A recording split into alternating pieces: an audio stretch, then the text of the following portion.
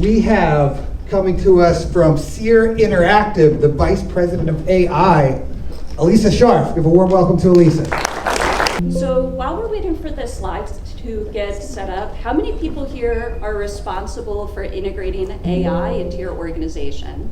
Actually getting the people to use the AI, use all the tools that Priya talked about. Okay, good. So you're gonna wanna see these slides. They're gonna be worth the wait. So at Seer Interactive, we do a lot of different things. We're a digital marketing agency, but we've got teams doing SEO, we've got teams doing paid search, we've got teams doing analytics. All these people are using technology, but their teams are varying sizes, they're doing different things. And in 2023, when we saw the AI boom coming, we realized what a threat this would be for our organization. Digital marketing agencies, if they're not keeping up with this stuff, are gonna be in trouble. And we didn't want that to happen to us. So at that point, I had a conversation with my boss, Will Reynolds. Is anybody familiar with Will or heard him speak here? A couple people. He's a very animated guy, and when he wants something, he wants it yesterday. So in 2023, he was like, all right, this is gonna be your thing. You're gonna help us figure out how to get all of our teams onboarded onto AI. So what I'm gonna talk about today, and I don't know if I would have chosen 9 steps if I knew I only had 10 minutes to talk, but we're gonna fly through them. I'm gonna talk about the 9 steps that we took at Seer in order to operationalize AI for the organization. Okay, so the first thing we did was governance. How many people here have an AI policy at your company? Pretty good, like about 50-50. If you want to operationalize AI at your organization, I think starting with an AI policy is a really good start. You have to give folks an idea of what they can and can't do with AI. What is safe to do, what is not safe to do. That's a really important step we took, and that was one of the first things that we did.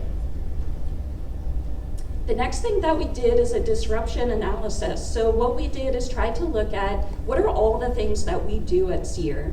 So we do all these different audits, we do all of these different work streams, tech SEO, all these different departments are doing different things. We took stock of over 100 different deliverables and workflows that we do in order to identify what is going to be disruptible. And a secret component to this, Priya's presentation did a really good job of explaining how you kind of conduct that gap analysis. But one of the things we did is pull in all of our time tracking data, all of our synced project management data to see not just what do div leaders think is the work we do the most, but what does the data say? And we were only able to do this because in 2022, we just happened to have this major glow up with our agency operations. We hired and filled a bunch of roles, and we got really serious about consistent time tracking. If this AI boom had hit us just a year earlier, we wouldn't have known what the team is spending time on, what organizational workflows were happening most. So disruption analysis, a really big, important next step. Okay, the next thing is technology. So one of the early decisions we made was to use ChatGPT for teams. By a show of hands, how many people are using a paid general purpose AI in your organization? So you're using ChatGPT or Copilot or Claude. Okay, great. Maybe opposite, show of hands, who still does not have a paid account or your organization has not yet decided on what tool they're gonna use? A couple people, yeah. Yeah, I hear that all the time in the clients that we talk to at Seer. You know, people don't know what tool to choose or which to invest in. That I think is the #1 thing, if you haven't done it yet, to do in order to start to operationalize AI into your organization. If you're expecting people to use AI tools, but just kind of figure out on the fly, what are the free tools to use or what are the paid tools to use, then you're not giving them enough guidance, enough support to help them do what you want them to do. So AI literacy is the next big thing we invested in. We have tried to roll out a lot of change at Seer. I've been with the company for 15 years. I sometimes describe our team as like working with a Montessori school, where there's a lot of critical thinking, almost too much critical thinking, and you tell people to do something, it's like, well, that doesn't work as good as the way I'm doing it, so I'm gonna do my way instead. So we knew that going into it, and we like that quality. It makes change management difficult, but we do like the critical thinking. So one of the things we realized is, hey, we have to get everybody on the same page with AI literacy. And I had a CEO saying, what do you mean I learned all this stuff, you learned all this stuff, go on YouTube, go on LinkedIn, research stuff in nights and weekends. That's what these people should be doing. Regardless of if that's what they should be doing, it wasn't happening, right? And so you can't sit at the top, in my opinion, and say, hey, people need to be doing this, why aren't they doing it? And then also not giving the training, not giving the support that they need to be effective. Okay. The next thing we did following the disruption analysis is we said, okay, we do hundreds of things at Seer. Where do we start?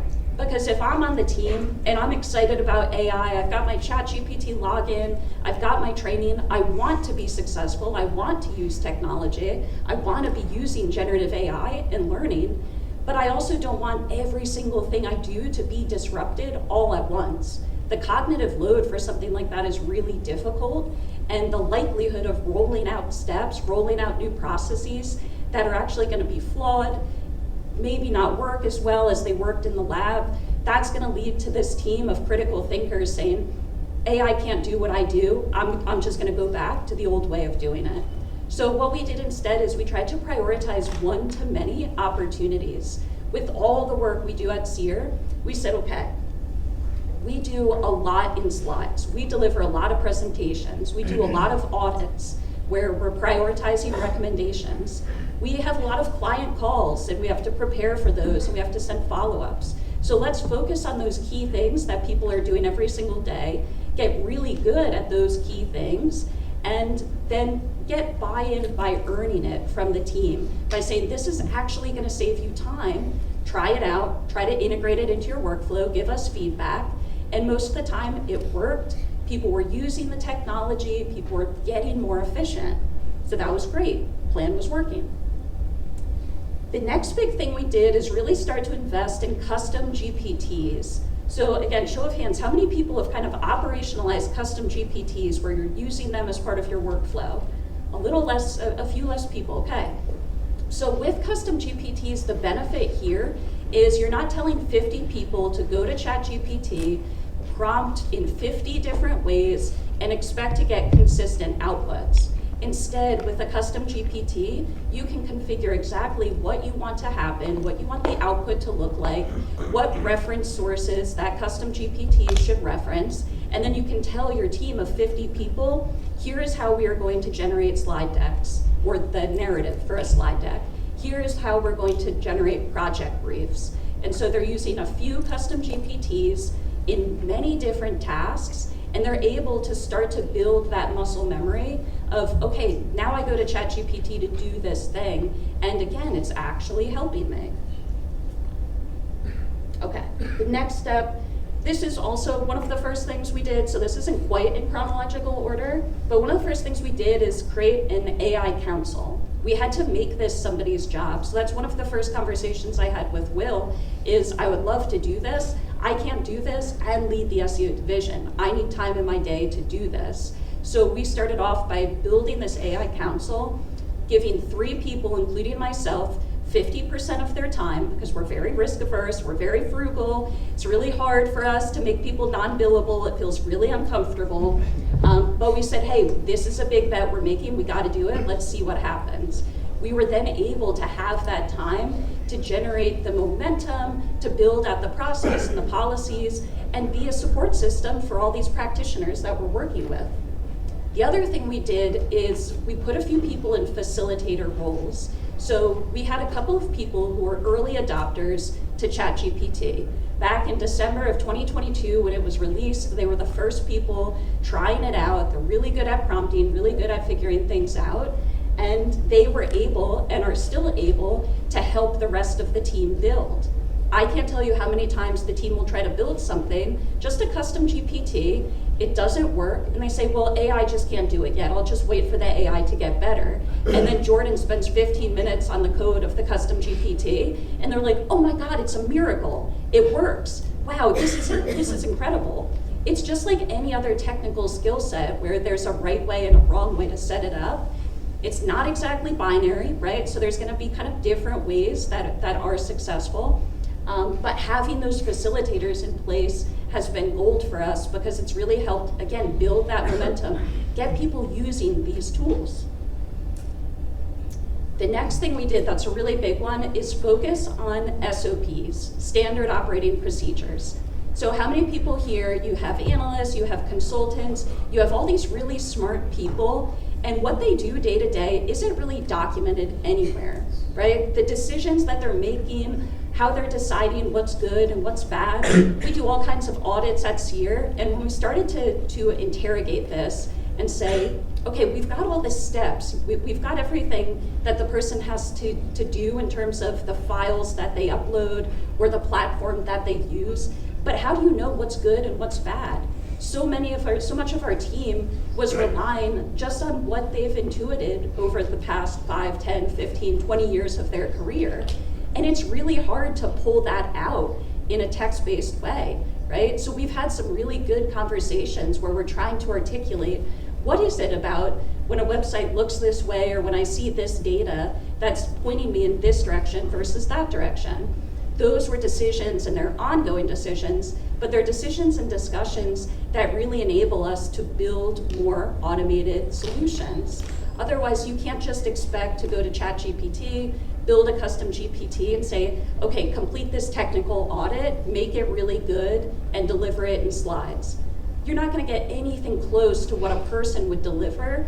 And when you see that dichotomy, it's gonna lose trust, make the team lose trust in the technology, when actually we're just not providing the right amount of information up front. The last thing that we're trying to get into now is if you follow all these steps, you buy in with an AI policy, and you've got a way to govern that. You do the disruption analysis, so you understand, here's what I want to prioritize, here are the things that are going to move the needle for us. You invest in a general purpose technology like ChatGPT or Claude.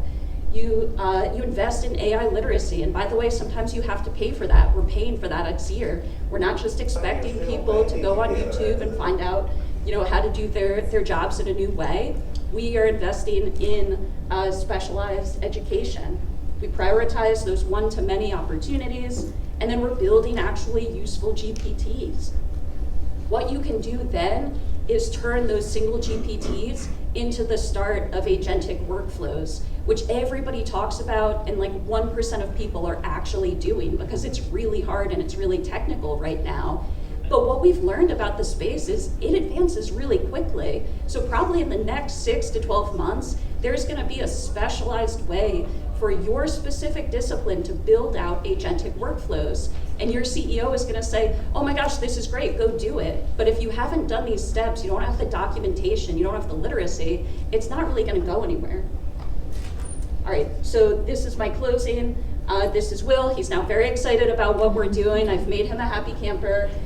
Just a couple of months ago, he was like, wow, we've got all these people building AI automations. This is awesome. We've got a blog post on the Seer site about it. So definitely check that out. But what is the actual return, right? Because the blog post isn't, it's exciting, but what's the business impact? A few things I can say, year over year over year, we are seeing higher revenue per head count, and that's with less revenue. We are seeing lower client churn. Our client churn in 2024 was something like 96 to 97%. That is, or retention, I should say. That would be pretty bad churn. our client retention was 96 to 97%, which is really unprecedented for us. Usually we budget around 85%. Our clients were so excited that we were on top of this. They felt supported. They felt safe working with us because we were invested in the right technology. We are getting more meetings with CMOs than ever before. In marketing, that is gold. In the past, maybe we get 10 minutes with the CMO a year. They don't care about an SEO agency. They don't care about paid search. They just want to know how much money we're making them. Now all of a sudden we get seats at the table. We're in the room. We're talking to them for hours. That's incredible for a creative agency to get that kind of face time. And lastly, I will say our pipeline's a little bit weaker this year, but we are getting so many more leads from thought leadership, from our team putting out there, here's what we're building, here's what we're testing, here's what we're thinking. That's leading to all these leads coming to us literally directly converting, which I'm in digital marketing, you don't see that a lot, right? You create a blog post and then get a lead from a Fortune 100 company. That doesn't happen that often. It's happening now because there's such a hunger for this, for these marketing organizations to actually embrace the technology in a way that's not just saving money, but it's actually offering more value to their clients. That's everything.